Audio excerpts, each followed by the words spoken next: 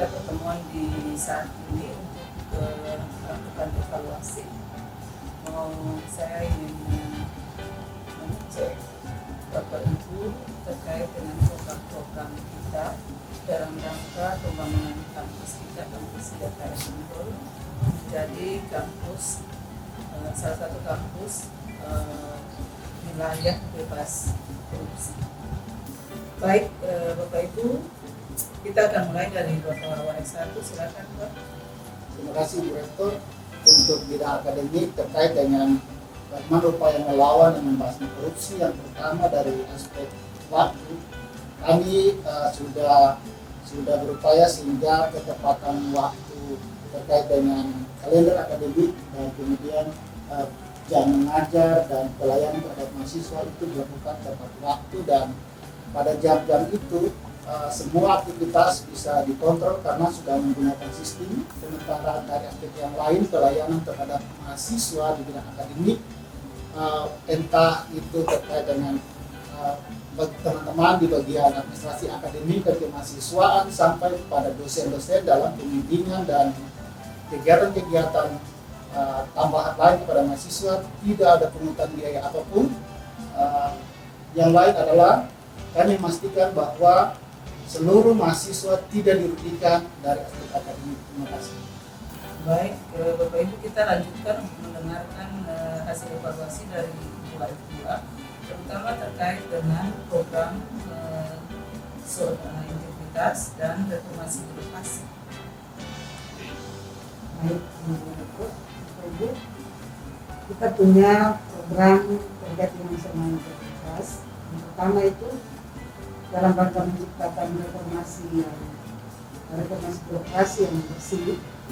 Sejak 2016 kita sudah mencanangkan kampus ini sebagai zona integritas dengan kawasan birokrasi bersih melayani, dan kita melakukannya dalam bentuk kotak-kotak aduan sudah ditempatkan di tiap gedung, di tiap bagian, dan mengumumkan kepada semua stakeholder untuk melakukan pengaduan kalau ada keluhan maka itu dapat dilakukan di sana.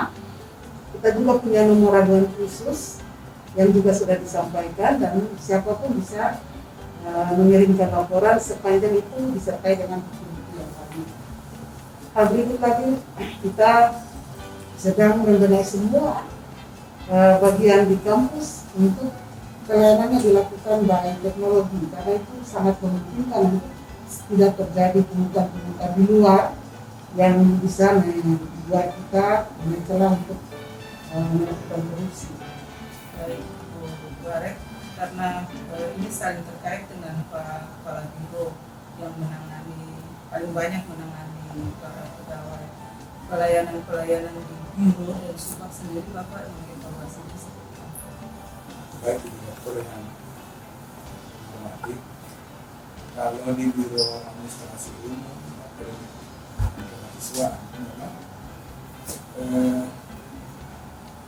di sana lebih banyak mengelola bagaimana penggunaan anggaran ini dan pengelolaannya taat terhadap regulasi yang ada, sehingga dalam pengelolaan anggaran kita sepanjang tahun itu bisa terlayani dengan baik, tetapi tidak didapati kelebihan pembayaran, tidak didapati juga kekurangan jika memang mereka lakukan dengan taat kepada regulasi yang ada. Nah, penguatan-penguatan inilah yang kita lakukan di Biro Administrasi Akademik dan Kemahasiswaan, bagaimana pengelolaan BIPA kita sesuai dengan regulasi yang ada. Baik, Pak Waret 3, kita juga punya tanggung jawab menyiapkan mahasiswa kita untuk menjadi generasi muda masa depan yang sudah terolah, terdidik karakternya ini menjadi orang-orang yang melawan korupsi. Karena kita tahu korupsi sudah jadi kejahatan luar biasa yang berdampak kepada kemiskinan. Dan karena itu saya ingin mengevaluasi kegiatan di bawah Waret 3, kegiatan kemahasiswaan yang diarahkan untuk upaya-upaya mencegah korupsi. si Ibu Ruto untuk juga penanganan dengan mahasiswa.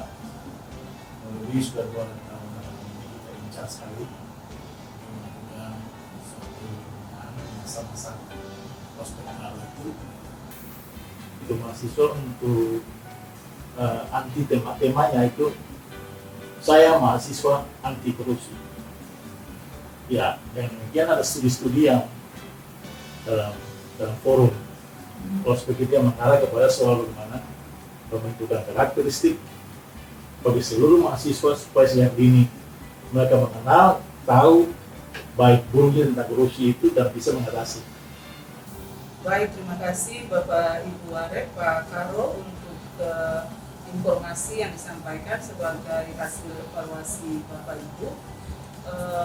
Sejak kita menetapkan kampus ini memang menjadi wilayah bebas korupsi dan bersih melayani, memang kita punya tanggung jawab yang besar untuk itu. Karena sejak 2016 kita sudah canangkan.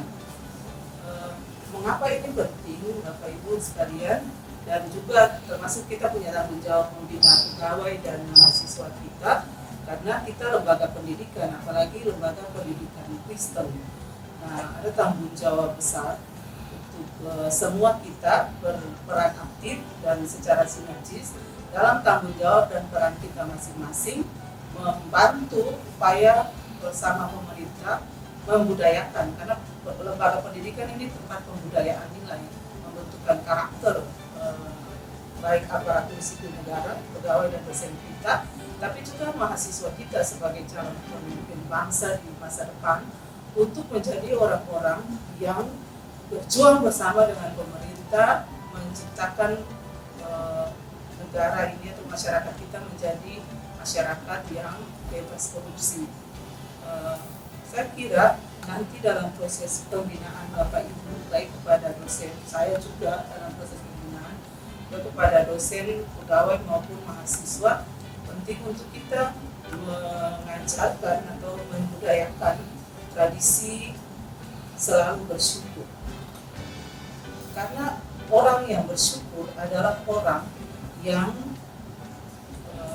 tahu berterima kasih atas karunia Allah terhadap hidupnya. Dengan berterima kasih atau bersyukur ya, apa yang Tuhan berikan kepada dia, itu membuat dia menjalani kehidupan dengan hati-hati, hidup dengan apa yang dikaruniakan atau dengan berkat yang Tuhan karuniakan kepadanya, sehingga dia tidak terjerumus ke dalam upaya-upaya untuk memperoleh pendapatan, terutama secara materi ya, itu di luar apa yang seharusnya didapat. Karena apa yang di luar itu berarti pendapatan bukan dari berkat yang sesungguhnya menjadi bagian dari kita. Jadi ajaran Kristen tentang hidup bersyukur ini penting kita tanamkan bagi seluruh aparatur sipil negara di lingkungan Institut Agama Kristen Negeri Ambon. Kalau itu dapat kita budayakan, maka kita akan berkontribusi besar untuk membantu penciptaan kampus ini menjadi wilayah bebas korupsi. Saya kira itu evaluasi kita di hari ini. Semoga ini menjadi pedoman bagi kita. Sekian dan terima kasih. Ini komitmen kita Sivitas Akademika Institut Agama Kristen Negeri Ambon. Bersama kita bisa cegah dan lawan korupsi.